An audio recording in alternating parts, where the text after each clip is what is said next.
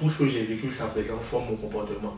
Et à l'âge adulte, l'âge de jeune adulte, ça va ressortir différemment. Vous allez voir une personne qui avait l'habitude de s'affirmer, ça reste en termes d'affirmation. Mais par contre, si elle avait l'habitude de mal s'affirmer, c'est-à-dire je m'affirme, mais je ne prends pas en compte les trucs des gens, ça devient le type de personne avec qui vont discuter, qui ne vous écoute pas. Nous portons tous en nous des blessures invisibles, des émotions enfouies qui peuvent parfois nous empêcher d'avancer dans la vie. Mais heureusement, il est possible d'en guérir et c'est justement la raison pour laquelle on en parle aujourd'hui dans ce nouveau podcast sur Alerte Info News. Comment guérir ses blessures intérieures et gérer son hypersensibilité? Vous aurez des réponses tout de suite. Merci de nous prendre en marche sur Alerte Info News.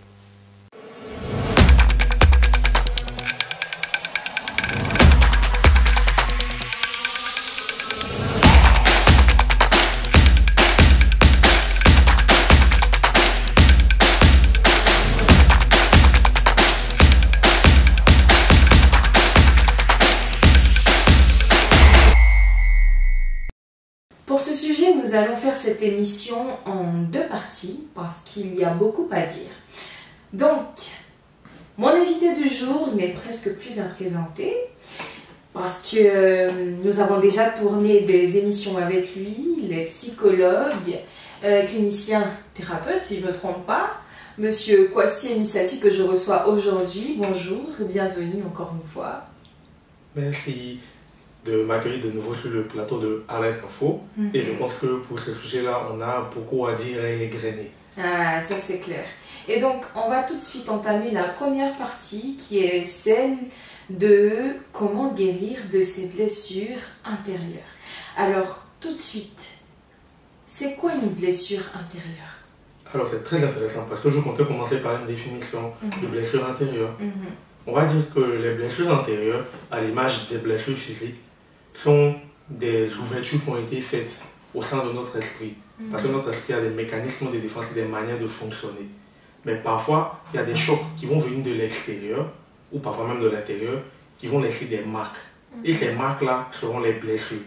Alors ça va être une blessure dans le sens où il y a un besoin qui n'a pas été rempli. Il y a un besoin qui n'a pas été correctement assouvi. Donc le besoin peut ne pas être du tout assouvi ou partiellement assouvi. Donc si le besoin est partiellement rempli, alors on va parler de carence. Mais quand le besoin n'est pas du tout rempli, on va dire qu'il y a un manque. Et soit c'est manque, soit c'est carence dans les relations qu'on entretient avec les autres qui vont créer ce qu'on appelle les blessures intérieures. Donc il s'agit de manque ou bien de carence intérieure en réalité. Je comprends. Maintenant, pour des profanes, ils n'ont pas justement cette notion de se dire que j'ai une carence ou que j'ai un manque. Tout de suite, comment est-ce qu'ils peuvent savoir qu'ils sont blessés, qu'ils ont une blessure intérieure? Alors c'est vraiment très intéressant parce qu'un être humain est la somme de toutes les expériences qui lui sont arrivées. Il y a un très grand alliage entre notre manière de penser, de ressentir, de se comporter, de percevoir le monde. Tout de suite, les éléments de blessure, tout le monde a des blessures, mais est-ce qu'on arrive à passer dessus? Une blessure va devenir grave quand on ne va pas se rendre compte que notre manière de percevoir le monde est changée par cette blessure-là. Il peut y avoir, pour ceux qui ont lu Lise Bourbeau, elle va parler des 5 blessures qui nous empêchent de guérir. En psychologie, on va parler des blessures primitives. Ce sont des expériences de vie qui nous ont profondément marqués. Et chaque blessure primitive va s'inscrire différemment dans le vécu d'une personne. Parce que ça va se marquer en tant que trait de caractère. Il y a des personnes qui auront des blessures qui auront, pour reprendre Freud avec le développement psychosexuel, des personnes qui auront des blessures qui vont aller du stade de l'oralité. Ce sont des personnes qui vont être beaucoup dans l'affectivité, dans la demande d'attention, ou parfois dans la castration verbale. Donc, vous aurez des personnes qui vont beaucoup insulter, beaucoup parler, beaucoup faire de compliments. C'est un élément. Vous aurez des personnes qui sont dans la retention ou bien l'expulsion. Ça se traduit généralement par des comportements sadiques, par des comportements masochistes, ou parfois les deux, sadomasochistes. Donc, il y a des personnes qui aiment bien voir les autres souffrir, ou bien qui aiment bien souffrir. Wow, c'est quand même grave ça. Oui, dans cet élément de souffrance-là, c'est pas obligé de s'exprimer de façon pathologique. Il y a par exemple les personnes qui ont beaucoup de traits sadiques vont parfois aller dans des métiers ou bien des situations qui vont leur permettre d'exprimer ce sadisme-là. Il y a des propos qui diraient par exemple que la plupart des chirurgiens ou des personnes qui travaillent dans des domaines où la mort est impliquée sont sur ce continuum-là de sadisme. On peut faire du mal aux gens. C'est permis de découper la chair de quelqu'un, de l'ouvrir sans qu'il y ait de problème. Et pareillement, on peut retrouver des personnes masochistes dans des différents trucs comme les corps de l'art, mais vu que je ne peux pas me permettre de m'attaquer moi-même, je ne vais pas aller dans quelque part où si on me tue, ma peau est glorifiée. Il y a un masochisme élevé qui peut exister là-bas. Mais ça peut se manifester encore à une plus petite échelle dans nos relations avec les gens. Quelqu'un me fait un truc, moi-même je suis le genre de personne, je ne parle pas qu'on me fait quelque chose. C'est du masochisme qui est présent là et qui a été internalisé. Vous avez des blessures qui peuvent entrer dans le cadre de tout ce qui est de voir et de montrer. Est-ce qu'on a un problème avec apparaître devant les gens ou bien on veut trop montrer? Donc vous allez voir des personnes qui sont frontalement exhibitionnistes, dans le sens où j'aime montrer des choses de moi, j'aime parler, j'aime qu'on me voit. Et vous aurez des personnes qui sont dans je me cache, je veux pas qu'on me voit. C'est la fameuse question du trac de la timidité, de la peur de paraître devant les gens, bien de moi, j'aime être au centre de l'attention. Vous voyez que je ramène toujours ça à une plus petite échelle. J'aime être le centre de l'attention, j'aime quand on me regarde. Ou bien je n'aime pas trop qu'on me regarde, ça me fait bizarre. Il y a cette violence du voile. Vous aurez maintenant tout ce qui a un rapport avec l'image du corps qui vont apparaître vers l'adolescence. Mais bien évidemment, avant ça, il y a un stade où on va valoriser les acquisitions culturelles. Justement, je voulais qu'on parle de cette question d'âge, parce que je me demandais, est-ce qu'il y a une période précise dans la croissance d'un humain en général où on accumule un tant soit peu, enfin plus ou moins, les blessures intérieures? Ah oui, tous les âges sont susceptibles d'offrir des blessures intérieures. Parce qu'une blessure, ça va dépendre voici les facteurs qui vont intervenir. Il y a l'événement qui arrive, il y a la capacité de la personne présente à accueillir l'élément. Donc un même élément peut différer d'un individu à un autre en fonction de l'âge, en fonction des ressources disponibles et du milieu dans lequel il a évolué. Donc le milieu avec l'équivalence culturelle et l'environnement social. Par exemple, avec les enfants, j'aime bien dire qu'un enfant c'est très fragile en termes de blessures. Vous sortez de la maison, vous cachez pour sortir, l'enfant ne vous voit pas sortir. Vous êtes en train de lui faire comprendre que sa figure d'attachement, son pilier de protection n'est pas là. Parce que l'enfant se dit qu'il a disparu. Par contre, si vous sortez devant l'enfant et vous dites je sors, il va pleurer que vous revenez, c'est moins violent que de disparaître soudainement devant lui comme ça. Ou bien un autre élément encore, vous avez tendance à voir que les enfants ça pleure beaucoup. Vous allez lui dire de se taire, pourquoi il pleure. C'est grave. Parce que vous êtes en train de dire à l'enfant qu'on n'exprime pas la douleur, la tristesse. Un enfant, par exemple, c'est toujours devant les gens qu'on lui fait les choses ou bien qu'on lui dit des paroles blessantes. Et on ne lui donne pas de paroles réconfortantes devant les gens, c'est toujours dans le privé. C'est grave aussi. C'est très, ça a l'air bénin, mais c'est beaucoup. Pour les adolescents, il y a d'autres choses qui vont entrer en ligne de compte. C'est plus l'image de soi, le sens de la réalité. Vous allez remarquer qu'ils sont beaucoup plus influençables, pas par les parents, mais par les pères. Et avec l'ère du numérique, il y a une partie de l'adolescence qui peut se faire en ligne. Quand vous dites par les pères, c'est par les adolescents comme eux, c'est ça? Voilà, les gens qui catégorisent comme étant des gens comme moi. Donc toutes les figures qui ne sont pas des figures d'autorité, des parents. Ça peut être un aîné qui va jouer le rôle de mon père, comme père PAIR. Quelqu'un avec qui il entretient des relations amicales et tout. Ils sont beaucoup plus influençables. Mais à ce niveau-là, quand un adolescent qui mise beaucoup sur l'apparence, qui mise beaucoup sur sa présentation, qui mise beaucoup sur les compétences, n'est pas valorisé dans ces éléments-là.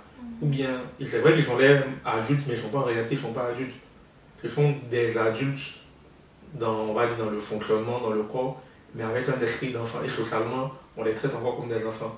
Donc il y a cet équilibre-là qui est fragile. Qu'ils n'ont pas le support sur lequel s'appuyer, c'est une blessure chaque fois qu'ils n'ont pas quelqu'un sur qui s'appuyer. Bien évidemment, les blessures vont se transformer en traits de caractère plus tard. Donc la personne va les intégrer dans son comportement. Donc tout ce que j'ai vécu, ça présente forme mon comportement. Et à l'âge adulte, l'âge de jeune adulte, ça va ressortir différemment.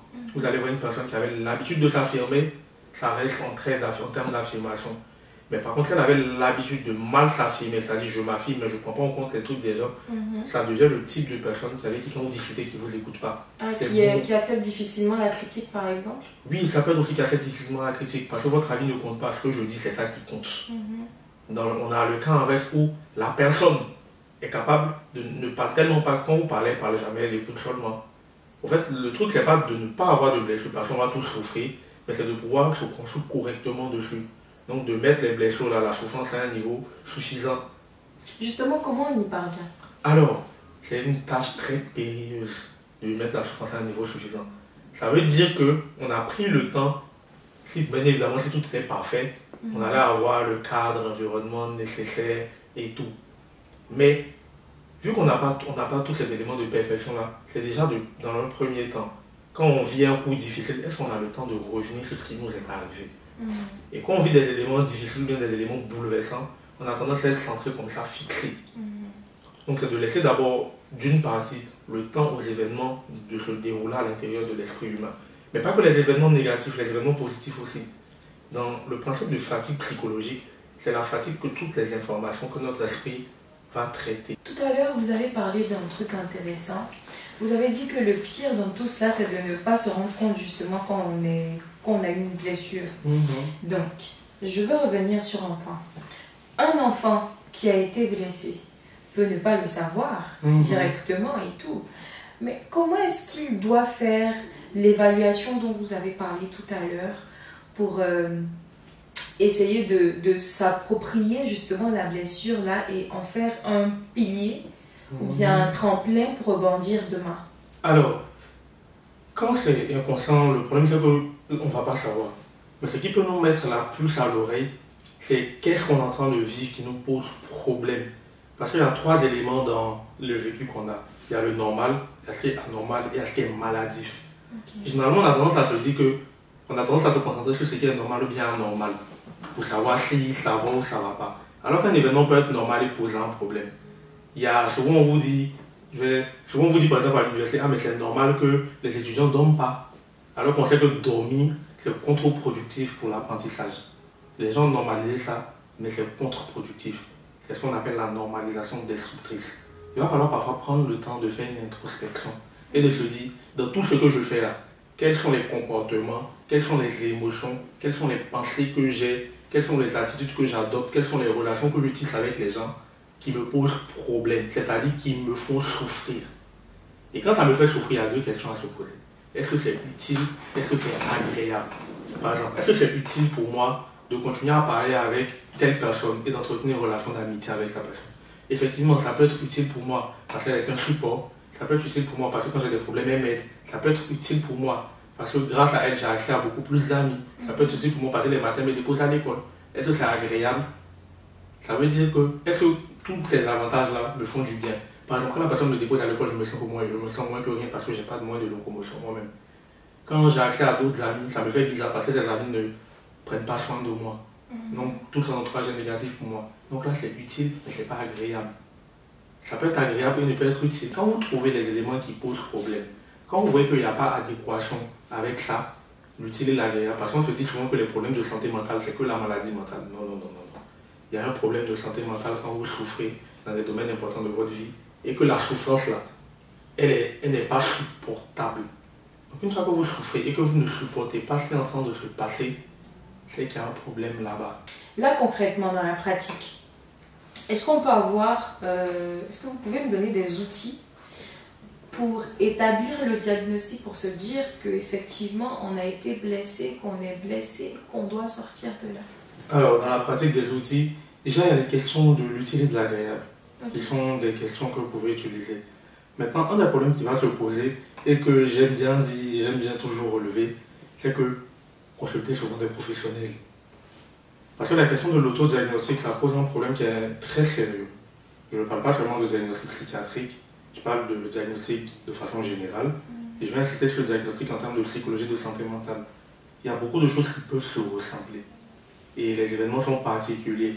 Par exemple, une personne peut vous dire je suis triste. Vous avez identifié l'émotion. Mais qu'est-ce qui est derrière la tristesse? C'est ça, demander pourquoi tu es triste. Quelqu'un peut vous dire je suis triste parce que j'ai perdu 100 francs. L'autre peut dire j'ai perdu parce que j'ai perdu 10 000. Vous allez dire que la personne qui a perdu 10 000 c'est beaucoup plus grave. Quelqu'un va te dire j'ai perdu 10 000 que j'ai peut-être déjà dans 15 millions et les 10 000 là c'est pas important. Quelqu'un va te dire j'ai perdu 100 francs dans 500, c'était tout mon argent. Et encore, ça va dépendre de la valeur que la personne met derrière. Ça, d'accord, c'était tout mon argent, mais la personne peut avoir perdu les 500 là et elle a encore de quoi vivre après. C'est les 500 du jour. La personne qui a perdu les 10 000 là, ça lui fait pas mal. Et c'est les 10 000 qu'on devait donner à quelqu'un. Donc ça lui fait pas mal personnellement, ça lui fait mal pour l'autre personne. Je ne sais pas si vous voyez comment ça se ramifie. Oui, je vois. Du coup, dire qu'il y a des questions spécifiques de diagnostic, non. On cherche des éléments de souffrance. Et c'est pour ça que consulter un professionnel, c'est vraiment intéressant. Parce qu'il peut vous dire, attention, là, il y a une souffrance à laquelle tu n'as pas prêté attention. Et j'en parle souvent dans mes consultations. J'ai reçu des patients qui vous évoquent des éléments, la personne vous expose des trucs, et elle vous dit, ah, mais moi, mon problème, c'est là. Mais et tous les problèmes, et les trucs qui sont derrière.